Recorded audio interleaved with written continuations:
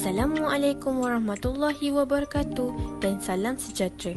Kami dari kumpulan 10 telah memilih tajuk 4 iaitu konsep insan, dan daripada tajuk yang dipilih, kami akan membahaskan tentang isu perkauman dalam kalangan masyarakat. Kumpulan kami diketuai oleh Wajihah Husna binti Muhammad Fadli. Mereka yang bertanggungjawab sebagai jurucakap ialah Nik Hakimi Ikmal bin Muhammad Kamal, Nur Amalina binti Daud, Ainun Khairiah binti Sudin, Quratul Ayun binti Wan Abdul Basit dan Aisyah Balkis binti Baharudin. Manakala mereka yang bertanggungjawab sebagai penyunting video ialah Nur Amira binti Ismail dan Muhammad Azri Arif bin Daud. Seperti yang anda semua tahu, kumpulan kami memilih isu perkauman yang berlaku dalam kalangan masyarakat sebagai isu semasa kami. Menurut Muhammad Mahijuddin Hafiz, terdapat 9 jalan yang mampu membentuk kecerdasan emosi dan rohani, iaitu apabila individu itu mempunyai sikap sabar, syukur, tawaduk, baik sangka, amanah, hubungan silaturahim, tawakal, ikhlas dan takwa. Terdapat 2 sikap yang membuat kaitan dengan masalah perkauman di negara ini, iaitu hubungan silaturahim dan baik sangka.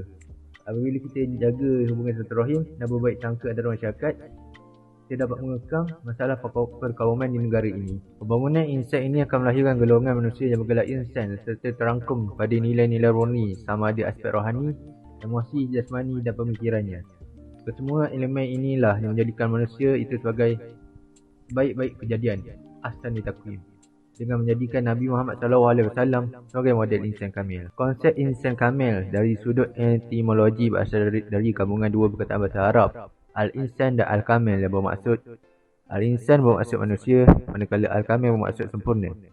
Yang dimaksudkan dengan manusia sempurna adalah sempurna dalam hidupnya. Firman Allah di dalam surah Asy-Syams ayat 7 hingga 10, demi diri manusia yang menyempurnakan kejadiannya dengan kelengkapannya sesuai dengan keadaannya, serta mengilhamkan untuk mengenai jalan yang membawanya kepada kejahatan dan membawanya kepada bertakwa. Sesungguhnya berjayalah orang yang menjadikan dirinya yang sedia bersih, sama-sama bersih dengan iman dan amal kebajikan. Dan sesungguhnya hampalah orang yang menjadikan dirinya yang sedia bersih itu rusut dan terbenam kebersihannya dengan sebab kekotoran maksiat. Malaysia ialah sebuah negara berbilang etnik dengan penduduk yang majoritinya beragama Islam. Dengan perkembangan teknologi semakin canggih, banyak isu sensitif dipertontonkan hingga dapat mengguris perasaan segelintir masyarakat. Apa yang boleh saya katakan adalah media sosial pada masa kini telah disalahguna dengan adanya segelintir masyarakat mengeluarkan kata-kata kesat berbau perkauman disebabkan isu remeh yang disahirkan melalui laman media sosial seperti Facebook dan Instagram. Sebagai contoh, pada Hari Kebangsaan ke-62 tidak lama dahulu, peristiwa tersebut jelas mencerminkan rakyat Malaysia belum mempunyai suatu budaya nasional yang menjadi asas bersama. Isu sensitif yang membabitkan agama, bangsa dan tak setia sering dijadikan modal pihak tertentu sekaligus membuka ruang kepada pihak luar yang kononnya bersipati tetapi sebenarnya mahu mengambil kesempatan. Persoalannya, bagaimana kita menangani isu ini tanpa mencecaskan keamanan dan keharmonian negara? Mari kita lihat. Cara untuk membendung isu perkauman adalah dengan didikan daripada ibu bapa.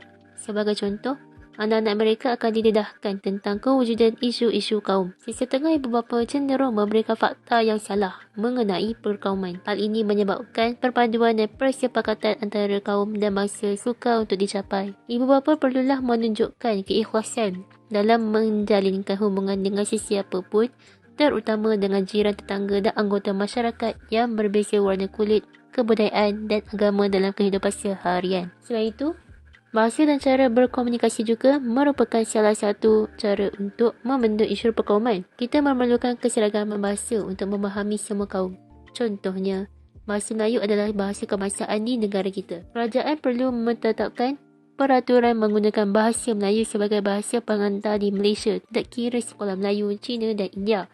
Jika dikaitkan dengan konsep insan, setiap kaum perlulah menghormati antara satu sama lain untuk membangunkan negara menjadi lebih maju. Seterusnya, memartabatkan bahasa Melayu untuk digunakan seperti mana orang terdahulu. Contohnya di negara Jepun, Jerman dan Perancis semakin maju dengan menggunakan bahasa mereka sendiri. Antara cabaran dalam mengekang masalah perpaduan ini ialah kurang kefahaman mengenai sensitiviti kaum antara satu sama lain. Sebagai negara yang terdiri daripada masyarakat berbilang kaum Masyarakat Malaysia seringkali berhadapan dengan isu-isu sensitif yang dicetuskan oleh perbezaan persepsi daripada budaya kaum yang berlainan. Sikap kurang kewaspadaan dalam pelakuan dan pertuturan dalam kalangan masyarakat akan melemahkan lagi asas perpaduan dan merenggangkan hubungan antara kaum.